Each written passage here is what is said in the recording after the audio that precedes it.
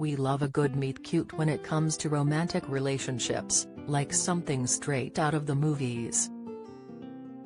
Ben Vogel has a charming tale of how he met his wife while they were out walking their dogs in a park, while David Beckham has previously told how he fell for Spice Girl Victoria the moment he saw her on TV and vowed to marry her one day. But Bear Grylls' first meeting with his wife Shara Canning's night on New Year's Eve in 1998 was a completely different story. The survival expert was just 23 at the time and was running naked along a freezing beach in Scotland. Bear, whose real name is Edward Michael Grylls, was months away from becoming one of the youngest people to scale Mount Everest and feared it was the worst timing in the world to fall in love.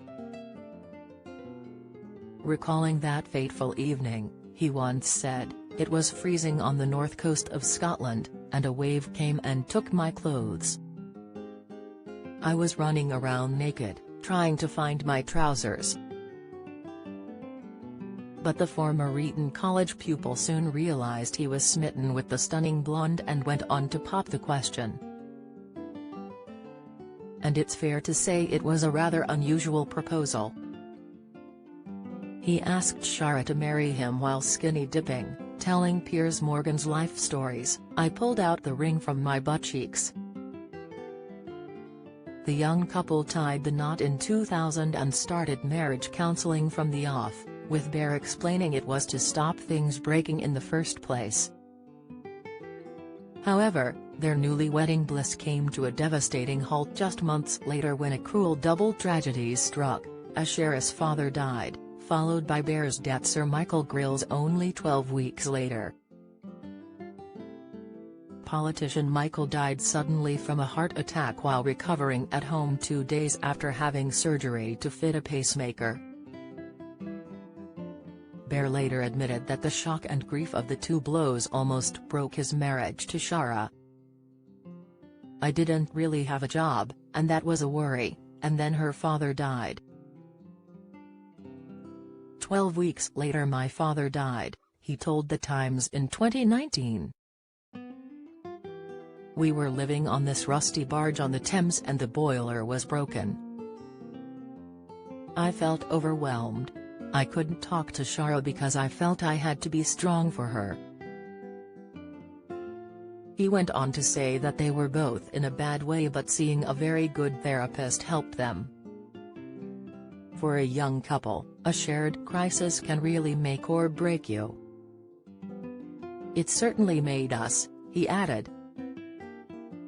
The couple went on to have 3 sons together, Jesse, 20, Marmaduke, 17, and Huckleberry, 14, and raised them on a houseboat on the River Thames which featured an outdoor bath, a hammock, and a canoe.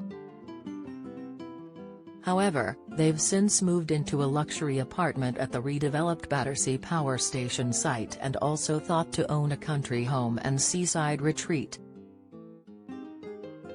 In 2015 his property move hit the headlines and he told Mail Online, "As a family, we didn't just want a run-of-the-mill townhouse or riverside development, we were attracted to Battersea Power Station because it was a chance to own a bit of history that we could pass on down through the family. We have moored our houseboat barge in Battersea for many years, and are proud to keep that still, but to be able to buy within this landmark building and own that small slice of London history felt like a very special opportunity.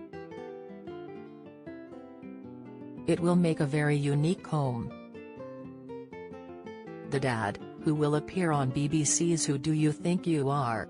This evening, June 15, also caused a stir in 2015 over an RNLI training exercise near his seaside home on the North Wales coast. Bear involved his son Jesse, who was 11 at the time, in the exercise, leaving him on rocks in the sea at St Tudwall's Island waiting to be rescued by the RNLI.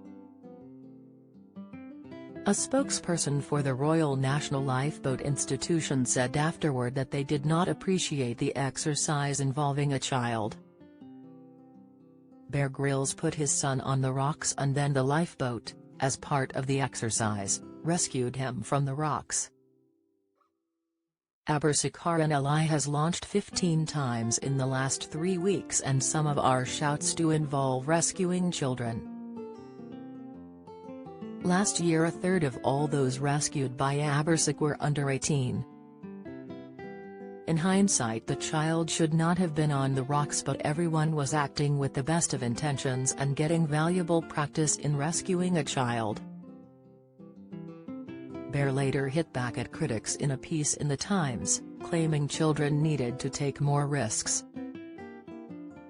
"I was asked by the RNLI to set up a rescue scenario for them near our island in North Wales." The story was reported, however, and the reaction illustrates how averse risk our culture has become. For the record, Jessie was wearing a life jacket, safe at all times, and very happy. When we try to strip our kids' world of risk, we do them a gross disservice. We teach them nothing about handling life. He added, "Let's not deceive ourselves into thinking that removing risk makes our children safe. It doesn't. Every adventure comes with risk. Otherwise, it wouldn't be an adventure." While he loves spending time with his kids, Bear claims the secret to marital success is to put his wife's needs first. "We must prioritize our partners above everything else, even our kids," he told GQ magazine. Couples often think that the kids should always come first, but smart couples know that the best foundation for the family is their relationship. In protecting that, they can then best love their children.